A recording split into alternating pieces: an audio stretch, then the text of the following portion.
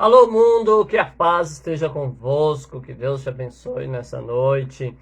Hoje eu quero ler com vocês Lucas capítulo 18, do verso 1 ao 8. E quero falar com você sobre fé um pouco, né, para que a gente possa, crescer no conhecimento da graça. E quero já avisar os irmãos, né, eu não sei ainda que dia nós vamos começar o estudo de Atos. Eu já tinha programado para essa semana, mas alguns temas surgiram. O tema de amanhã é um tema bastante legal também. Então amanhã eu tenho certeza que não será, porque o Senhor já me deu uma palavra, uma direção para amanhã. Amém? Mas vamos lá então. Diz assim, Lucas 18, do 1 ao 8.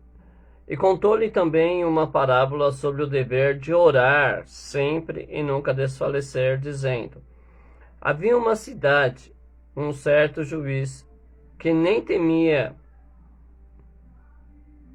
a Deus temia, nem respeitava homem algum. Havia também naquela mesma cidade uma certa viúva, e ia ter com ele, dizendo: faz-me justiça contra o meu adversário. E por algum tempo não quis, mas depois disse consigo: ainda que eu não tema a Deus, nem respeito os homens, todavia, como esta viúva me molesta, hei de fazer-lhe justiça, para que enfim não volte e me importune muito. E disse o Senhor: ouvi o que diz o injusto juiz. Deus não fará justiça aos seus escolhidos, que clamam a ele de dia e de noite, ainda que tardio para com eles? Ou longânimo, né? Digo-vos que depressa lhes fará justiça. Quando, porém, vier o Filho do Homem, porventura, achará fé na terra? Louvado seja Deus. E eu queria falar um pouco com você de fé. Na verdade, deixa eu explicar para você, né?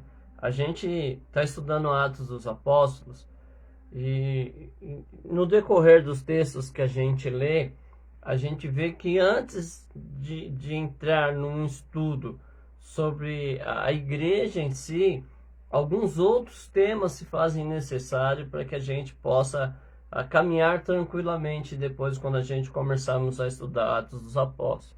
E um desses temas, claro, é a fé, né? Uma fé que às vezes a gente não consegue entender muito bem o posicionamento de fé que nós temos hoje, o posicionamento de fé que havia nos nossos antepassados. Então Jesus está com seus discípulos ali, conta uma parábola de um juiz que não temia a Deus e que não respeitava o homem, e uma senhora que ia constantemente a ele, uma viúva, dizendo o seguinte: faz-me justiça contra o meu adversário, não é?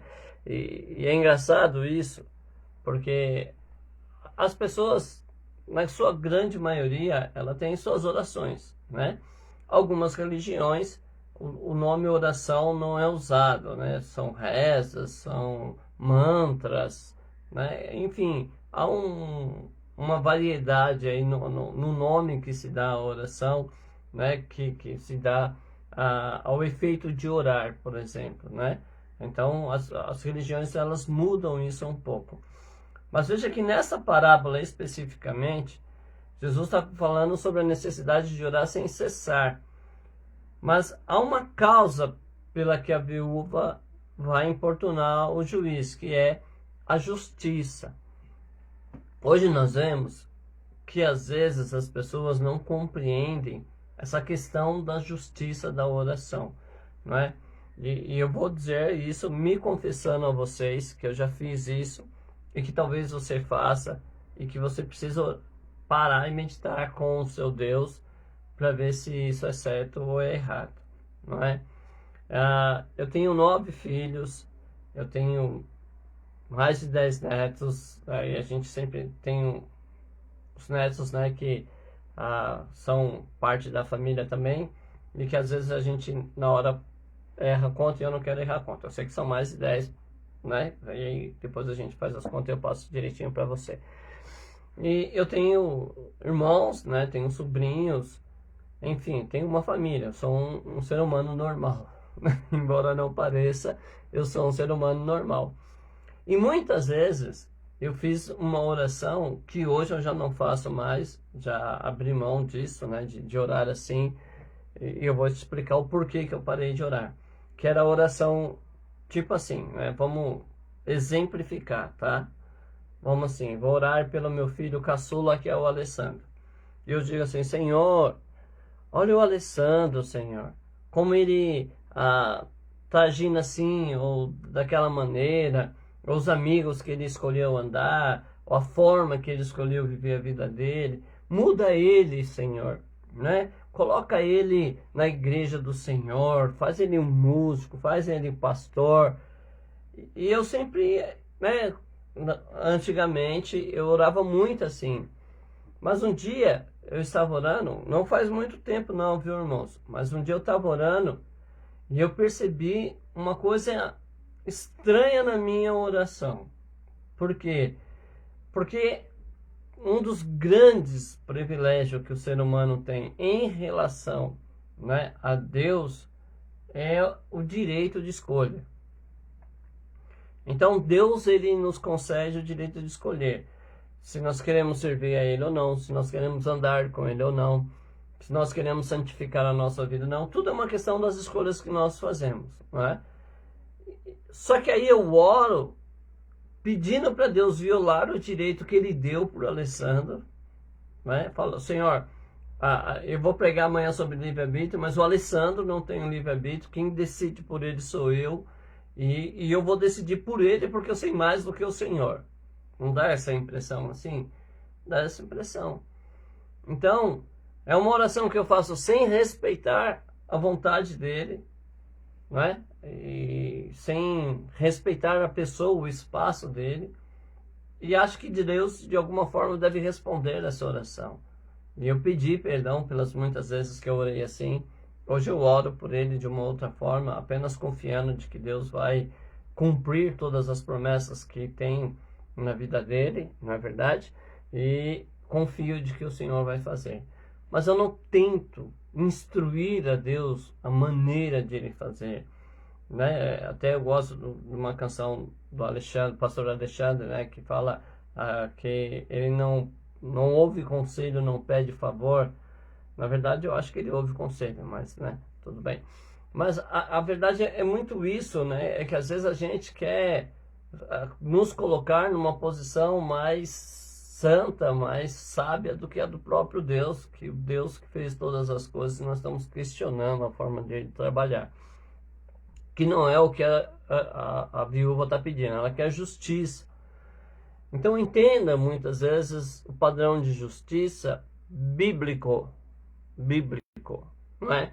Porque eu posso pensar da seguinte forma, olha, lembra, ontem quem assistiu a live out, eu dei um exemplo do vizinho que taca pedra no telhado, não é? Então, o vizinho tacou a pedra no telhado e eu posso orar a Deus pedindo, ô Senhor, faz justiça, mas no meu pensamento a justiça é acontecer alguma coisa ruim com o meu vizinho, né? Há uma possibilidade disso. Eu louvo a Deus porque às vezes eu consigo orar de forma diferente. Então, muitas vezes, eu me ponho no centro da atenção e aí eu oro para que a pessoa sofra para entender que eu sou o centro da atenção. Eu sou o queridinho de Jesus, o queridinho de Deus. E eles não podem me perseguir, não podem me atacar, não podem... Né, minha casa é blindada e essas coisas assim que a gente ouve por aí. Então, aí eu oro, mas o meu consciente, essa justiça, é o que eu determinei, né? Não é o que o Senhor vai fazer, não é a forma que o Senhor tem que trabalhar. Por exemplo, se eu pegar o exemplo que eu usei de eu estar na minha casa, o vizinho jogar uma pedra e orar por isso, eu tenho que entender que a maior justiça que Deus pode fazer é converter ele, não é? Porque Jesus morreu por ele, para que ele fosse livre, para que ele tivesse amor no coração, e aí ele não tacaria pedra no meu telhado, né? Pode ser que o vizinho do lado dele tacasse no dele agora, e também no meu, mas ele próprio não seria. Então eu acho que isso é mais justo do que apenas ele passar por uma situação difícil sem render um fruto agradável ao Senhor. Então ela faz isso, só que ela vai constantemente.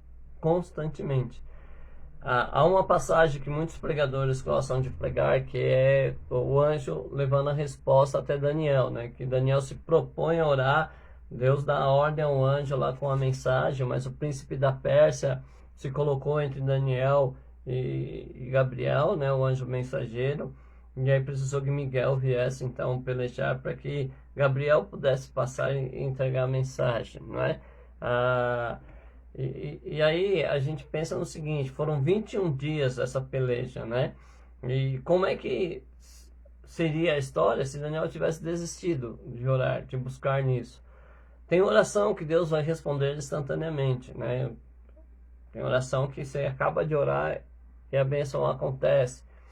Tem momentos da vida que você precisa de uma resposta instantânea do Senhor, né? Um fast food do céu aí, né? Mas, na verdade, há outras questões que nós precisamos orar. Até para que nós mesmos tenhamos certeza de que é isso que o nosso coração quer. E aí eu vou fazer uma comparação tosca até, né? Mas para que você possa compreender. Eu não sei se você já observou que cachorro, né? Principalmente cachorros que vivem na rua, né? Cachorros a dama e o vagabundo, vamos chamar de cachorros vagabundo, vira-lata. Quando passa o carro, ou a moto, ou a bicicleta, eles miram na roda e saem correndo, latindo, como se eles quisessem pegar a roda, não é? E bom, só que se o carro parar, ou a moto, ou a bicicleta parar, eles vão embora. Quer dizer, eles não queriam, né? Eles estão latindo, estão fazendo barulho como se quisessem morder a roda, como se quisessem morder o pneu. Só que o que acontece, na verdade, é que ele não quer. É um instinto que não tem um desejo sincero por trás. É a mesma coisa que eu hoje, né? Me apresentar diante do Senhor e dizer assim, Senhor, eu quero ter a maior igreja do mundo. Puxa, né? Olha que bacana, a melhor igreja do mundo. Mas se eu pensar bem, eu acho que não vale a pena. Uma igreja pequena, com poucos membros, já nos dá trabalho demais. Imagine se essa igreja crescesse, né? Porque quanto mais crescem as igrejas, mais trabalhos tem, mais problemas tem. Quanto mais pessoas chegam à igreja, mais problemas tem. Então a gente precisa parar um pouco e pensar. E certamente quando eu começasse a crescer, eu reclamaria isso com o Senhor também, né? Que eu queria apenas o número de pessoas, não queria os trabalhos que elas dão. Então, às vezes Deus permite que a resposta de oração demore um pouco mais para chegar até nós, para ver se nós realmente queremos isso que nós estamos pedindo, não é? Pense no seguinte, nós estamos no mês de março, então eu vou prestar o vestibular para a faculdade no mês de junho, né? Que é quando geralmente abrem seu vestibular para o segundo semestre. Então eu vou prestar, e eu começo a orar hoje, Senhor, faça com que eu entre ali, Senhor, na FATEC, que eu consiga passar no vestibular. Senhor, eu quero fazer lá a gestão de administração lá na FATEC Sebrae, eu sei o curso, eu sei a faculdade, e eu vou orando, só que eu não pego um livro para ler. Não é meio estranho isso, né? Que se eu quero entrar na faculdade, eu preciso ler, orar, mas também ler, não é?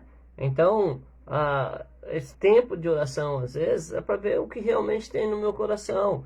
Que se eu quero mesmo entrar na faculdade, além de orar, eu preciso ler, né? Não só as mensagens das páginas sociais, mas eu preciso ler livros acadêmicos que falem sobre os assuntos que costumam cair na prova. Eu preciso rever como é que está a minha questão da matemática, se eu ainda sei fazer a operação básica de adição, multiplicação, divisão e subtração, né? Eu preciso lembrar se eu sei fazer lá alguns cálculos, né, de fração, essas coisas, para que eu possa ir até a faculdade preparado para isso. Então, eu começo a orar hoje e vai ter um tempo, né? Porque só lá no vestibular que eu vou saber a resposta, mas eu começo a agir em direção àquilo que eu quero. É a mesma coisa, né? Eu me lembro que eu acho que o ano deve ser 98, mais ou menos, né? Eu não lembro o ano exatamente, mas eu calculo que seja em 98. Eu estava ouvindo a Escola de Profeta no programa da Rádio da Renascer em Cristo, e uma irmã ligou lá pro pastor, na verdade era o José Bruno, né, que estava fazendo a Escola de Profeta, e aí a irmã falou: o pastor, queria que o bispo, não lembro qual era o cargo dele, que falou: eu queria que o senhor orasse, né, para que eu deixasse de fumar. Porque eu fumo e eu queria servir a Deus e eu não quero mais fumar. E ele disse assim para ela: ó, sabe o que você faz? Você tá com um maço de cigarro aí? Ela falou: tô. Ela falou: então, sabe o que você faz? Quando acabar esse maço de cigarro, você não fuma, não compra outro. Ela falou assim: mas se eu não comprar o cigarro, eu vou pedir. Aí ele falou: então você não quer parar de fumar, não é? Por quê? Porque se você tem o cigarro, você comprou o cigarro, não é? Alguns mandariam jogar fora. Mas ele foi sábio, ele disse: olha, acaba de fumar esse seu maço e não compra mais. Aí pronto, acabou o problema, porque se você não tem, você não fuma. Ela disse: não, se eu não tiver, eu vou pedir para alguém. Então isso prova que na verdade você não quer, você está procurando caminhos para fumar, ao invés de procurar caminhos para parar de fumar. E esse tempo de oração às vezes é isso, é para que a gente entenda qual é a nossa participação, é para que a gente entenda realmente o que tem no nosso coração quando nós estamos orando ao Senhor, não é? E aí o juiz depois percebe que vai haver uma insistência, não é uma coisa temporal, não é uma coisa que vai e volta, né? Tem uma pessoa que eu conheço, e é uma época ela queria vender a casa que ela morava e ela fazia assim: ó, eu vou ver se Deus quer que eu venda, eu vou pôr a placa, se aparecer alguém é porque Deus quer, que é da vontade de Deus que eu venda. Se não aparecer ninguém é porque não é a vontade de Deus. Aí ela punha, começava a orar para Deus enviar o comprador. Passava um mês, não vinha o comprador, ela tirava. Só que daqui 2 meses ela colocava a placa de novo e ficava, né, tira e põe, tira e põe, tira e põe, tira e põe. Ela ficou muito tempo nessa peleja e eu até perguntava para ela o seguinte: se a senhora coloca, diz assim, eu vou colocar por um tempo, e se Deus não enviar é porque ele não quer, então aceite que ele não quer. Agora, se ele dá a resposta que não quer, né, não enviou o comprador, então ele deu a resposta que não quer, mas fica colocando, Jesus disse que buscar e achareis, não é uma questão, aí já não é mais a vontade de Deus, ele já falou que não é vontade quando você fez o propósito. Mas se você é teimoso, né, você que procura, acha. Quem bate, abre. Né? Não é só as coisas boas. E aí acaba fazendo uma coisa que não é bem aquilo que Deus tinha preparado para você, porque você não ora e entende, né, a palavra de Deus, a vontade de Deus, aquilo que Deus faz. Tem pessoas que estão orando, né, e esperando uma resposta com som audível, né, de Deus. Eu queria que Deus falasse comigo. Ela quer que desce, né? Tem aquele outro lá, né, que põe a cadeira e diz: ó, senta aqui que eu quero conversar. Que o pastor José Mariano lá, alguma coisa Mariano, Samuel Mariano, ele disse que fez isso e que depois viu que era uma coisa de menino, não uma atitude sem razão. Então, as pessoas às vezes têm algumas loucuras na cabeça, né? Nós temos isso na cabeça. Então, eu vou pedir um sinal para Deus. E aí, ó, Senhor, eu quero saber se eu posso ir para o monte ou não. Então, se chover, é porque o Senhor não quer que eu vá. Chove, mas a natureza está aí e chove muitas vezes, principalmente nessa época do ano. Isso não quer dizer que Deus não quer que você vá para o monte, não é? É porque é uma coisa que acontece, é um fenômeno natural e Deus não precisa reverter isso para que você entenda se Ele quer ou não. Basta seu coração tem desejo de ir, é sincero, de ir, vá, não é? Não vejo por que Deus não permitiria você. Mas é essas coisas que a gente precisa entender às vezes na oração, né? Essa questão da fé, da certeza do que se quer, do propósito que se quer, né? A Bíblia diz que se você pede alguma coisa e duvida, você é semelhante ao homem que é jogado à força do vento, né? Na força que vai e que volta. Então você tem que ter certeza do que você vai pedir.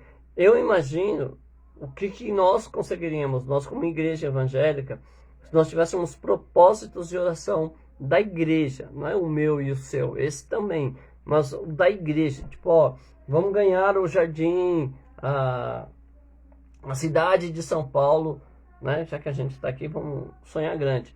Vamos ganhar o estado de São Paulo para Cristo. Então vamos orar para que Deus nos ajude a ganhar isso. E a gente ter, né, períodos de oração. Os irmãos da Assembleia oram a primeira vigília da noite, os irmãos da Deus Amor oram a segunda vigília da noite, os irmãos da Quadrangular, né, e dividir isso, da congregação, os irmãos da Batista, os irmãos da Metodista, os irmãos das comunidades, divide, né, as vigílias do dia e da noite, e aí coloca um período e fazemos uma oração contínua até que todo São Paulo se renda ao Senhor, não é? Eu acho que a gente conseguiria, o difícil é conseguir unir as igrejas para isso. Então, a gente precisa ter um desejo sincero, e uma vontade, né, e uma consciência de que às vezes eu vou precisar orar mais do que um período normal. Tem oração que a gente faz que a gente às vezes não sente nem o peso da oração, né? É uma oração mecânica, é aquela oração, Senhor, eu agradeço ao Senhor. É a oração que a gente faz um pouquinho mais tarde, né? Que a gente dobra o joelho do lado da cama e a gente fala, ô Senhor, te dou graças a Deus, que eu chamo de oração da serpente, porque eu ajoelho do lado do colchão e eu falo, ô Senhor, muito obrigado por esse dia, amém. E o amém já estou deitado com a cabeça no travesseiro e jogando a coberta por cima. Então, tem muitas orações que são apenas repetições, são palavras vazias, sem significado. Eu oro Pai Nosso, às vezes, e eu não consigo entender o porquê do Pai Nosso, por que eu estou orando o Pai Nosso, o que eu estou pedindo, né? Quando eu oro o Pai Nosso, porque eu peço que venha o reino dos céus e que seja feita a vontade dele, assim na terra como no céu. Ou seja, eu estou me comprometendo em obedecer ao Senhor, eu estou me comprometendo a entender, buscar entender e realizar a vontade do Senhor. Mas eu vou dizer assim, olha, perdoa os meus pecados, assim como eu perdoo os que têm pecado contra mim, ou os meus devedores, como aqueles que me devem. Enfim, e será que eu tenho perdoado mesmo, né? Então, às vezes a oração, ela é tão mecânica, tão automática, que às vezes eu não consigo nem sentir o peso do que eu estou orando. Eu não consigo... Eu cito de cor o Salmo 91, eu cito de cor o Salmo 23, mas eu não paro ali para refletir no peso que essas palavras têm, no peso que é dizer, olha, o Senhor é o meu pastor e nada me faltará. Agora veja que a Davi, quando ele vai escrever esse salmo, ele não envolve todo Israel, não, ele não fala em nome de todos, ele fala de uma coisa íntima, o Senhor é meu pastor, ele me guia por pastos verdejantes, ele me leva às águas tranquilas. Ou seja, ele, embora Israel pudesse escolher muitos deuses, ele tinha certeza de escolher o Senhor como Deus. Então, eu preciso sair desse automático nas minhas orações. Eu preciso falar, não é o tempo de oração, não é o número de palavras que eu vou dizer, mas a sinceridade do meu coração em dizer isso, a sinceridade quando eu peço pelo meu irmão ser cheio do Espírito Santo, ser batizado no Espírito Santo, de que Deus honre as pessoas, de que Deus exalte pessoas. Será que há sinceridade em mim quando eu peço a libertação de alguém, quando eu peço que Deus se mova na vida de alguém? Será que há sinceridade na minha palavra, nas minhas orações? Será que eu consigo entender, né? Ou eu faço aquela oração que é mecânica também, de dizer assim, oh Senhor, abençoa o Robson, abençoa nossa irmã Maiara, abençoa, Senhor, aleluia, o nosso irmão Biel, abençoa, Senhor. Eu vou só dizendo esse abençoa, mas eu não consigo nem entender que tipo de bênção que eu quero para a vida dele. Como é que seria, né, essa concepção de ser abençoado? Como é que essa bênção poderia intervir na vida dessa pessoa que eu estou orando para Deus abençoar, né? E lembrando que, segundo Paul Shu, 8.000 promessas, mais de 8.000 promessas de bênção ali na Bíblia Sagrada. Então, que bênçãos são essas, né? Que eu estou pedindo? Como é que funciona isso? Então, eu preciso sair desse automático. Eu preciso orar e orar com sinceridade, né? E entendendo aquilo que eu quero que aconteça sobre a vida da pessoa. Você quer pegar um milagre que eu acho muito engraçado? É quando aqueles meninos, né, pegam o seu amigo, levam numa cama até perto da casa de Jesus, e a casa está lotada, e eles dão uma olhada: opa, não dá para entrar aqui, não dá para entrar ali, que nós vamos fazer? Só tem um jeito, vamos arrancar o telhado e nós sobe lá por cima e joga ele lá. Ainda bem que era telhado, não era lá, senão ia ter que quebrar, né? E aí eles desceram, jogam o menino lá. E aí quando o menino tá lá embaixo, lá o paralítico tá lá, Jesus olha para ele, e Jesus não disse seja curado, né? Jesus não pega na mão dele e faz ele levantar. Jesus diz para ele assim: olha, seus pecados são perdoados. E causa um espanto na multidão, até em mim, porque o menino é um paralítico. E é claro que ele quer andar. Na minha concepção, a lógica é tudo que esse menino mais quer é andar. Mas Jesus consegue entender que, na verdade, não é o desejo maior do coração dele. Que o desejo maior do coração dele é ser perdoado. Perdoado por aquilo que eu não sei o que ele fez. A Bíblia não descreve. E você também não sabe. E não invente história, por favor. Mas Jesus percebe isso. Então, Jesus ele não toma uma atitude no automático, né? Ele vai lá na raiz do problema e diz: olha, levante, seus pecados são perdoados. E aí depois, quando ele vê que as pessoas estão lá, né? Que isso? Quem é esse aí que perdoa pecado? Como é que pode aí, comedor de arroz e feijão, perdoar pecado? Ah, quem sou eu para perdoar pecado? Quem perdoa é Deus. Então, mas com ele não tinha isso, né? E ele vai dizer assim: ó, o que é mais fácil? Eu dizer seus pecados são perdoados, ou dizer levanta-te e anda? Mas para que vocês saibam que o Filho do Homem tem poder, digam levanta e anda. E o menino levantou e andou, né?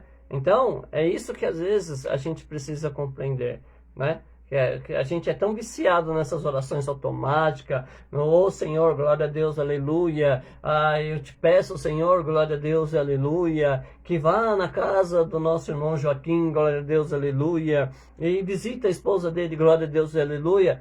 Só que na minha mente, eu não estou entendendo por que eu estou dando glória a Deus e aleluia, né?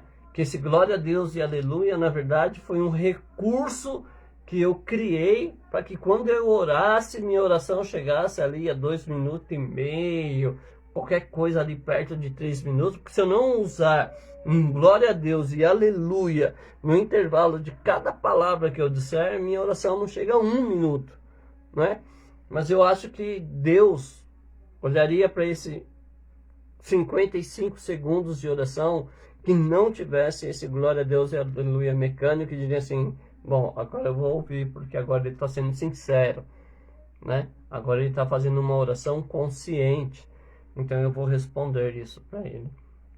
O juiz, ele não responde de pronto, né? Ele espera até chegar à conclusão de que ela vai importunar ele. Ele não quer ser importunado, então ele vai.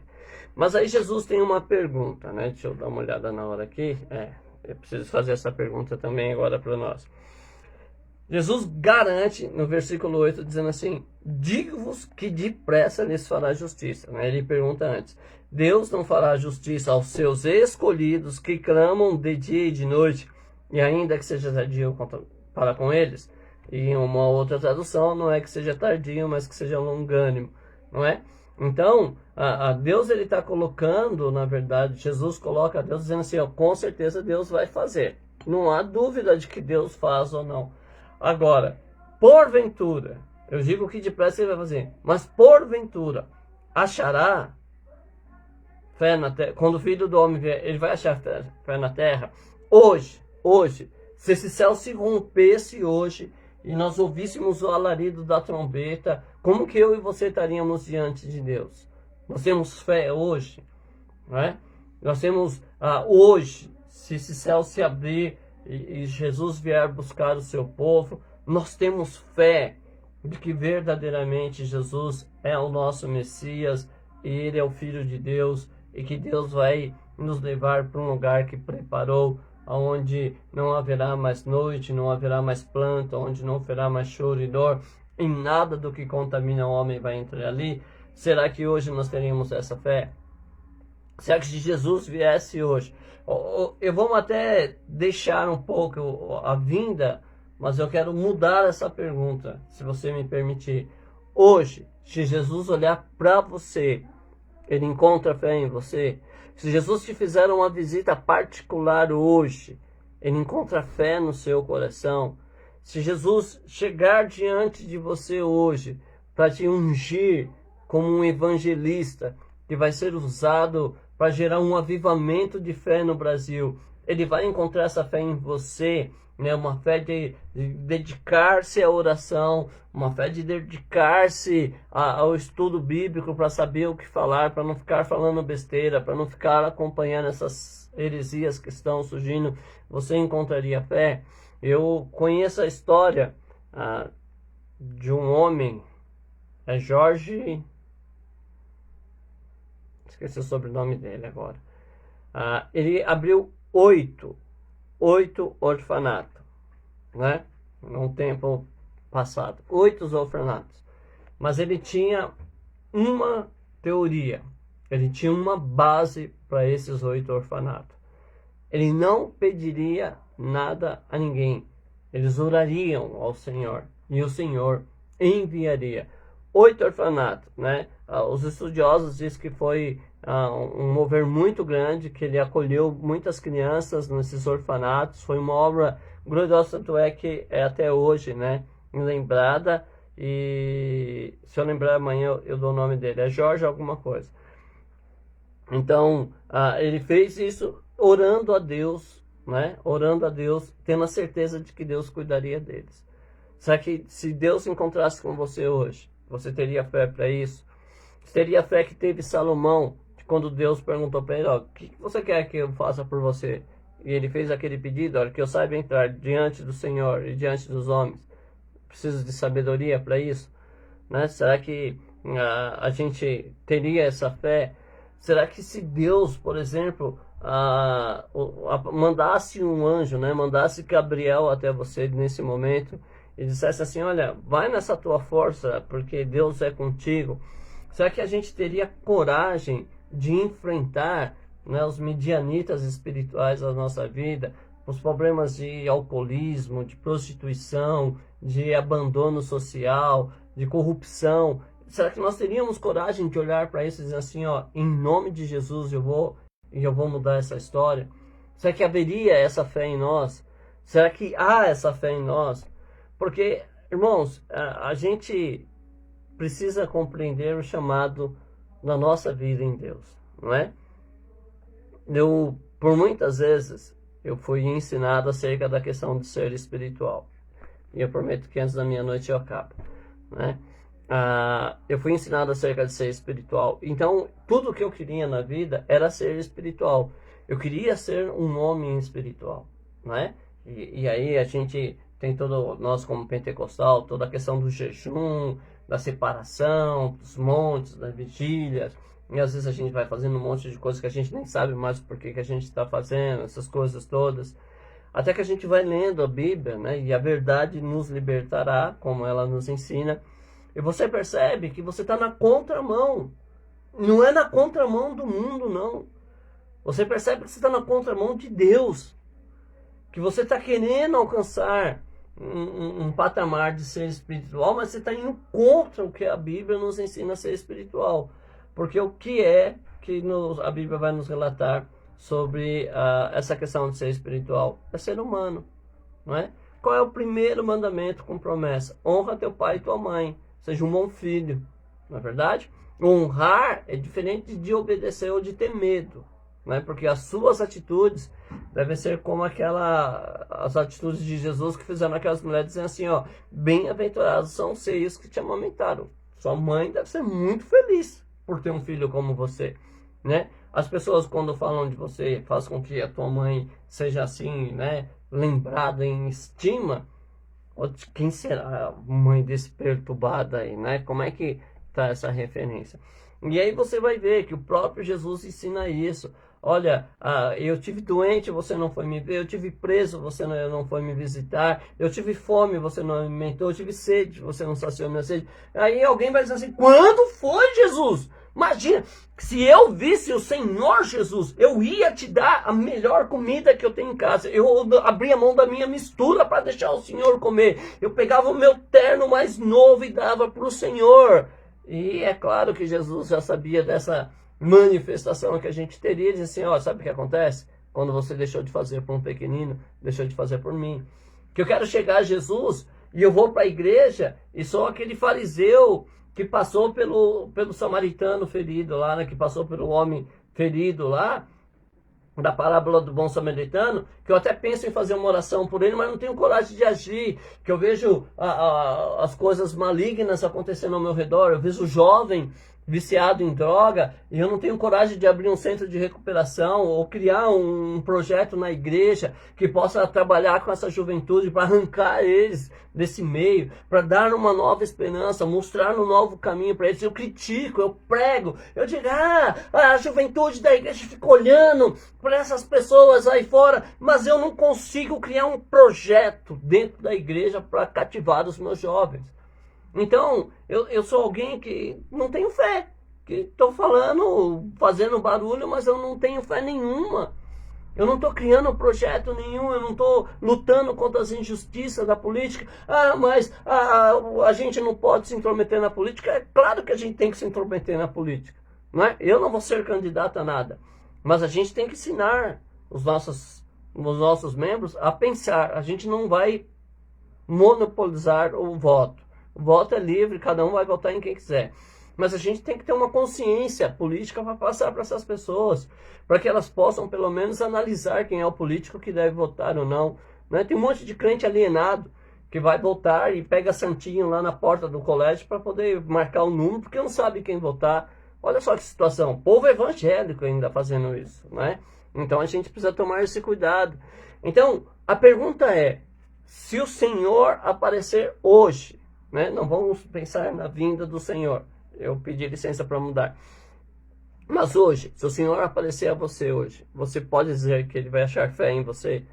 Se Ele te chamar para fazer algo, Ele vai encontrar fé para que você possa dizer como Isaías 6, que envia-me a mim. Eu vou dizer uma coisa para você. Você pode falar assim, tô cheio de fé, Alexandre. Alexandre, tô prontinho para fazer o que Jesus quer. E eu vou falar, puxa, que legal. Mas eu vou dizer para você que não é fácil. Sabe por que não é fácil? Porque, primeiro, para fazer alguma coisa para Jesus, você não pode esperar facilidade. Nenhum rei, nenhum missionário, nenhum ser humano que se dispôs a fazer algo para Jesus conseguiu achar facilidade. Eu acho que é George Smith o nome dele. O homem lá dos orfanatos, ele tinha que orar constantemente. Às vezes olhava a despensa vazia e crianças para alimentar, e ele tinha que reunir as crianças para fazer oração constantemente, porque eles viviam na dependência de Deus, não é?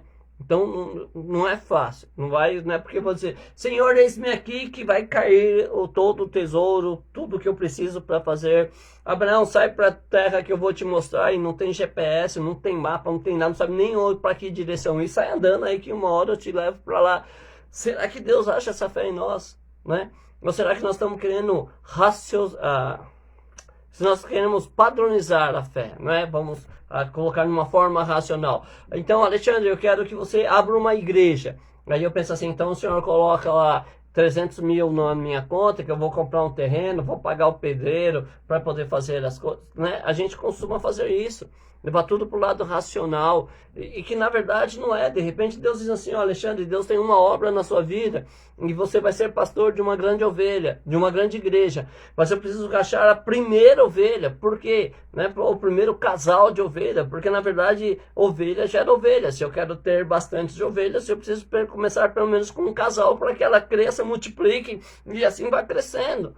Não é? Mas eu penso em 2.000 pessoas na minha igreja e não quero ganhar numa, não quero ir lá na biqueira, não quero ir lá no bar onde acontece o fluxo, eu não quero ir numa área de prostituição, eu não quero ir a falar de Jesus para o meu vizinho, e às vezes eu nem posso ir porque eu dou tanto mau testemunho que o meu vizinho nem quer me ouvir, não é? Então, haverá fé, Deus vai achar fé quando te visitar, e quando ele vier, será que ele vai achar fé na igreja? Eu já acho mais difícil. Por isso que eu coloquei no particular, eu, você e Jesus. Será que ele vai achar fé em mim? Será que ele vai achar fé em você?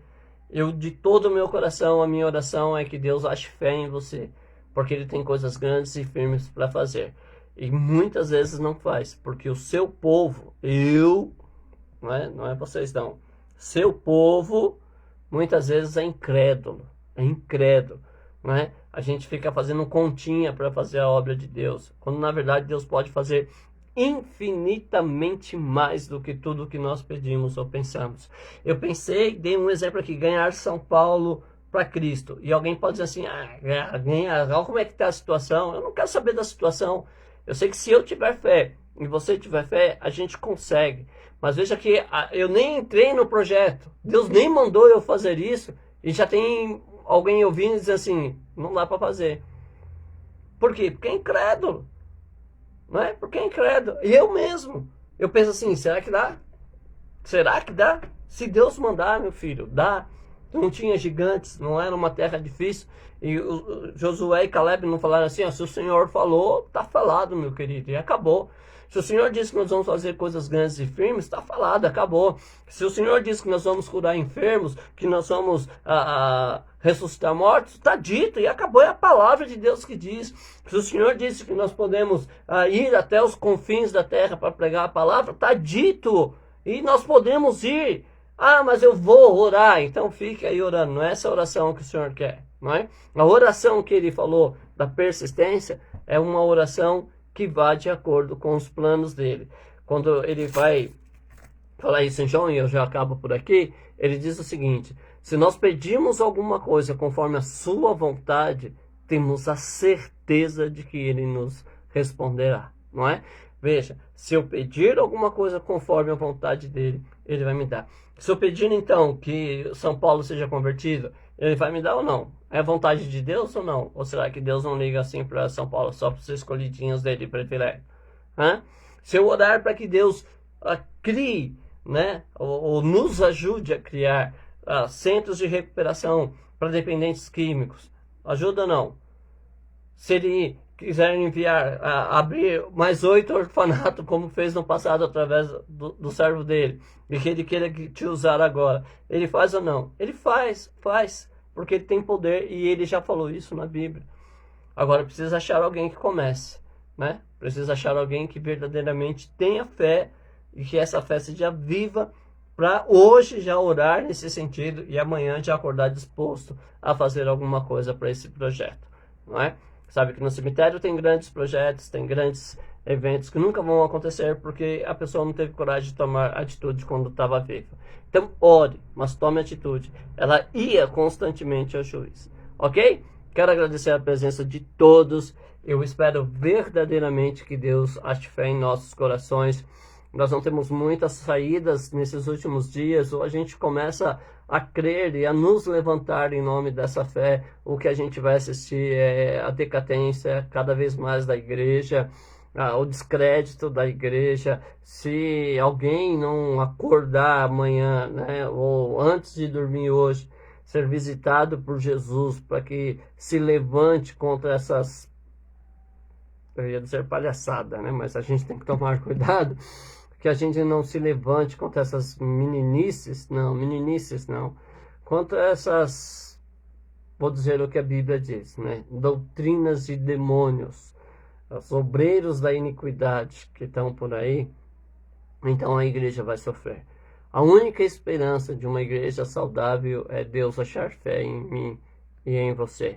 Então ore por nós, em nome de Jesus. Mais uma vez agradeço a presença de todos.